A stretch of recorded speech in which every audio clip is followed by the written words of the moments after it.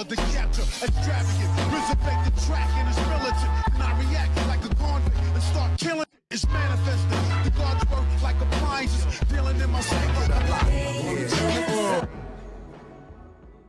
Yo, what's going on, everybody? It's your boy Naruto Explained here, and today I want to talk to you guys as a follow-up about something that just happened in Boruto episode 170. So obviously, if you've not watched the Boruto anime, I recommend checking out this latest episode because this car actuation arc has had me talking more about the Boruto anime than I've done ever since I've even started this channel. Hell, even when you go back to my first channel, Kryptonian Saiyan, I didn't talk about the Boruto anime nearly as much as I've been doing now because of all the information we have been getting. So with all that being said though, if you're still here, I'm assuming you've already seen the latest episode. So I gotta keep it real with you, man. At the end of the episode, when Boruto versus Shojoji for the next episode was being set up, where Shojoji just walks through and you see those heavy chains and shackles on him and you see how his movements are being restricted, they emptied out an entire police station for Boruto and Shojoji to fight. This lets you know that next episode they're going to be pulling out all the stops for this, and I'm here to tell you that this fight is more important than you guys realize. So why exactly is that? So I already know, I have not read the comments for the latest episode yet, but I already know that there are going to be some people who are saying like, hey man, Boruto already beat Shojoji, and I'm gonna say right now, no he didn't,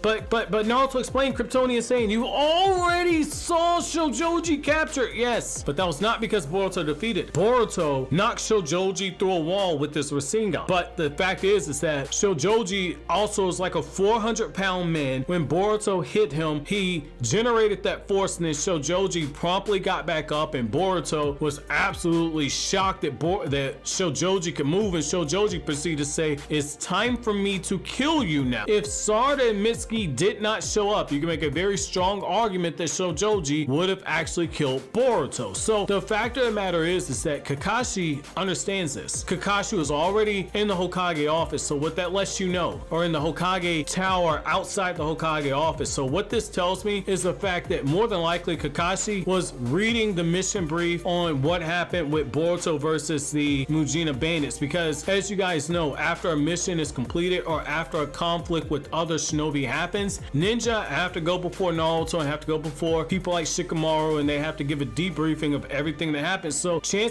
are Kakashi read all about Shojoji's abilities and how everything works, and what this tells me in this moment is that we have a situation where Kakashi knows exactly how powerful Shojoji is. He knows that Boruto struggled to an extent, and he knows that Shojoji was somebody that Boruto could not defeat on his own. He needed the members of Team 7, but because Boruto's taken all this time and he's been doing all this training and he's been trying to develop a brand new rasengan, and Kakashi says you need to be powerful enough to where you can move mountains themselves. Now obviously Kakashi did not mean this literally, but this is a situation where Boruto is fighting somebody that under normal circumstances Boruto would not be able to defeat by himself. And so this is a good test. This is a good test because this does two things. It allows Boruto to see his own progress, because what a lot of people fail to realize is that like when you're striving for perfection, when you're pushing yourself to be better, a lot of times you don't see the own progress that you yourself are making because you see yourself every day, so you can't see the forest because of the trees. But somebody who's never actually been around you for an extended period, they can see the progress that you're making. That's why they always say it's always nice to have a fresh set of eyes for a bunch of different things. So in this case, Kakashi is the fresh set of eyes for Boruto, because Boruto has gotten stronger since the Shojoji fight. So this is something where Boruto, he's seeing Shojoji and he looks afraid, but this is because Boruto's recalling the 2 times they fought before. So this is really good. And from a literature standpoint, in terms of story perspective, I like this because this is the 3rd meeting, so this is a great way to actually kind of finish things off. You know, a lot of times 3 in literature is a very powerful number. It's a symbolic number, so this would be really nice to have this 3rd clash or between these 2. And so the other reason why this is important is it gives you the opportunity when Boruto goes into battle against Deepa. Let's say Boruto does master this brand new rasengan that he's trying to do, which it looks like he did. There's a bunch of different things you can do when you're in the safety of training by yourself without being in a battle situation, but until you actually get in battle, it cannot be stated that you fully master something until you can pull it out in a combat situation. Yes, practice makes perfect and there's such thing as muscle memory, but until you can actually test it out on an opponent, you don't know whether or not a jutsu is actually effective. So I think that Kakashi has the right idea here, because what he's doing is he's allowing Boruto to use a jutsu like that while also putting him in